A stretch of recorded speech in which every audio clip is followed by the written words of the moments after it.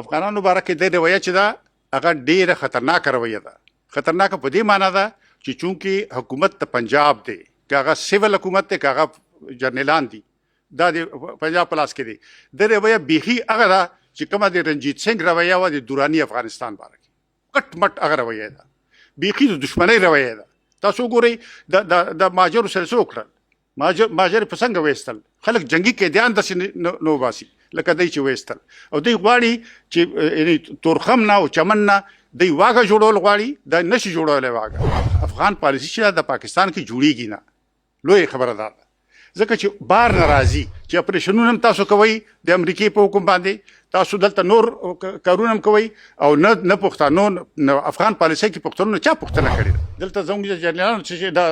پریس کانفرنسونه چې کوي چې پوښتنه ته وکړي، هغې وایي چې موږ خو طالبان نه پېژنو. طالبان کوم ځای نه راغلي؟ ته وایي چې مکسیکو نه راغلي دي. یاره وروره دلته خو اپریشنونه انګریزان هم کول که نه، دلته خو رنجیت سنګ هم اپریشنونه کول که نه، نو هغه د چا اپریشنونه وو، د کم قانون لاندې؟ او تاسو دلته قبضه ده، تاسو شته یې ناست یې کښېنئ، مګر انګریز هم دلته ناست و، هغه استعمار و. بیا تاسو ناستی چې دغه بل حیثیت کې دی، دا بیا سټیټ نه دی، دا بیا یو قابض فوج دی. نو کښېنئ څو پورې چې تاسو وس وکئ، خو دلته د انګریز هم بیا بالاخره لاړو که نه، او تاسو هم قیامته پورې دلته کښېنستی خو نه شئ. دلته زموږ جرنیلانو چې دا پریس کانفرنسونه چې کوي چې پوښتنه ته وکړي، هغې وایي چې موږ خو طالبان نه پېژنو. طالبان کوم ځای نه راغلي؟ ته وایي چې مکسیکو نه راغلي دي، دلته 10 کاله دوی سره دیره وو، دلته دوی ټریننګ ورکولو، دلته دوی استول جنګ ته، او چې اول اقتدار واخیستو دوی دلته کې بنګړې واچولې، اتړونه یې واچول دلته چې دا طالبان زموږ ملګرو اوس وایي چې موږ یې نه پېژنو. دا څوک دي؟ ځکه چې پاکستان افغان پالیسي چې د پاکستان کې جوړیږي نه، لوی خبره ده، ځکه چې بار نه راځي. دی دې ته نه ګوري چې دا پاکستان ته ښه ده، پښتنو ته ښه ده، دې ریجن ته افغانستان ته ښه ده، دې کې نه دی. دی ته حکم راشي او دی پې عمل شروع کړي، نو دی ورته وایي چې تاسو اوس په افغانستان کې بیا جنګ وکړئ. نو دی لاړو بیا یې جنګ وکړو. نو دی جنګ څه دپاره وکړو؟ ډېره واضحه توګه باندې زه خبره کوم، جنګ دې دپاره وکړو چې چین یو پروسس شروع کړی و، چین، پاکستان، افغانستان یو درې فریقي پروسس و. 6 غونډې شوې وې، د تېر کال چې اوس تېر شو دې کې 2 غونډې شوې وې، یوه په بیجینګ کې شوې وه، یوه په کابل کې شوې وه. د هغې پروسس خرابولو لپاره دا جنګ وشو. تاسو وګورئ دا د چین منډې تړې وی لګیا دی، بیا هغې خو دا ده چې په یعنې نږدې وخت کې خو هغه ختم شو پروسس که نه، ځکه چې جنګ منځ کې ډزې وشوې که نه، نو دا دې دپاره وشوې. او اوس لږي کابل کې نورې تبدیلۍ راولي. دی وایي چې افغانان زموږ دشمن، زه دا خبره ډېر په وضاحت سره کول غواړم.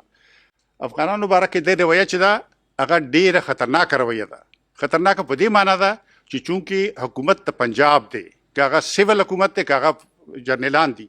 دا د پنجاب په لاس کې دی. د رویه بیخي هغه ده چې کومه د رنجیت سنګ رویه وه د دوراني افغانستان باره کې، کټ مټ هغه رویه ده، بیخي د دشمنۍ رویه ده. تاسو وګورئ د ماجرو سره څه وکړل، ماجر په څنګه ویستل، خلک جنگي قیدیان داسې نو باسي لکه دی چې ویستل، او دوی غواړي چې تورخم نه او چمن نه دوی واګه جوړول غواړي، دا نشي جوړولی واګه. مونږ نه دې ذات نه ورکوو، مونږ یو خلک اوسو دلته، مونږ یو تاسو شینواری د لوړګي شینواری تاسو د هغې طرف شینواري سره تاسو جنګول غواړئ، دا به هېڅکله ونه شي. نو دا رویه بیخي غلطه رویه ده. تاسو آخر که د یو ملک چلوئ نو په دې طریقه نه چلیږي ملک چې اپریشنونه هم تاسو کوئ د امریکې په حکم باندې، تاسو دلته نور کارونه هم کوئ، او نه پښتنو نه افغان پالیسۍ کې پښتنو چا پوښتنه کړې ده. دا یو سفیر صادق خان دی، هغه هم چې کله داسې خبره راشي دوی وایي چې دا به ISI والا به مذاکرات به کوي. یعنې تاسو وګورئ چې هغه یو ډیپلوماټ دی، هغه هم د کیسې نه بهر دی. نو ارزه چې داسې د ملکونه نه چلیږي. او حل څه دی؟ یعنې دا د بلوچستان را پاڅېدلي دي، نن بلوچستان کې ریفرنډم وکړئ که نه، تاسو کې همت شته، تاسو نن بلوچستان کې ریفرنډم وګورئ چې بلوچستان چا سره دي، دا مارنګ بلوچ سره دي که تاسو سره دي؟ مارنګ بلوچ سره ولر دي اکثریت. تاسو وګورئ نن چې 80% رایې وانغسته، بیا ما پښتنو کې ما ته سزا راکړي. بلوچستان کې دا حالت دی. تاسو وګورئ ګلګت بلتستان ته تاسو وګورئ، دا کشمیر ته وګورئ، دا کشمیر چې دی دعوا کوي چې مونږ خودرادیت ته جدوجہد کوو، هغه کشمیر تاسو وګورئ تر دې پوزې دی. تاسو نن کشمیر ته ورننوځئ پوښتنه وکړئ نو داسې طریقې سره دا ملکونه نه چلیږي دا په زور کلي نه کېږي دا د 18 ترمیم کې مونږ نسل چې دی مونږ کېناستو او ټولې مسلې زموږ خیال دا و چې هل طرف ته لاړې روان شو مګر دی وایي چې مونږ 18 ترمیم نه منو یعنی پنجاب یعنی سیاسي لیډرانو دستخط وکړو پنجاب جنرال وایي چې مونږ دا نه منو جنرال باجوا چې نه منو دا اوس چې کوم جنرال دی وایي چې مونږ نه منو چې تاسو نه منئ نو بیا مونږ ولې منو دا خو دا سوشل کنټریکټ چې دی که نه دا د دوو فریقو معاهده ده دې کې داسې نشي کېدای چې تاسو نه منئ مونږ به یې منو و چې تاسو نه منئ مونږ هم نه منو به تاسو خپل کار دی زموږ خپل کار دی او تاسو دلته قبضه ده تاسو شته یې ناست یې کښېنئ مګر انګرېز هم دلته ناست و هغه استعمار و بیا تاسو ناستی چې دغه بل حیثیت کې دی دا بیا سټیټ نه دی دا بیا یو قابض فوج دی نو کښېنئ څو پورې چې تاسو وس وکئ خو دلته د انګرېز هم به بالاخره لاړو که نه او تاسو هم قیامته پورې دلته کښېنستی خو نه شئ تاسو ګورئ میډیا باندې پابندي ده او شپږ ترمیم او 20 ترمیم دا خو یعنی مونږ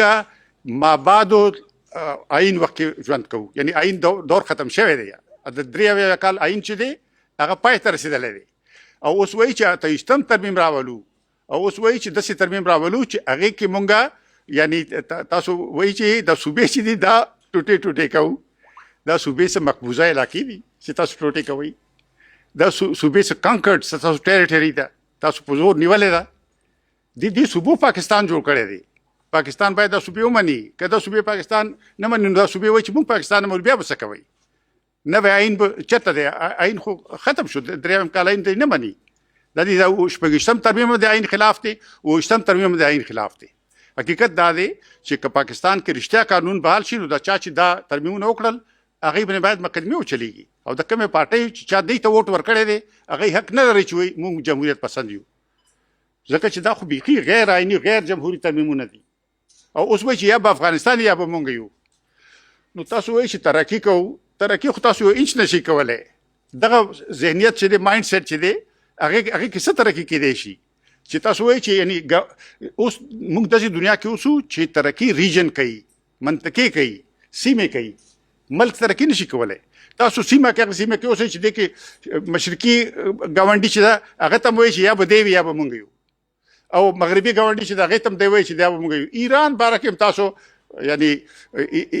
ایران ته لستوڼې ورکوئ خو لاس خو نه ورکوئ که نه لاس خو امریکې ته ورکړی دی نو عرض دی چې دا ملک به څنګه مخکې تللی شي هېڅ امکان د دې 1% امکان هم نشته نو عرض دی چې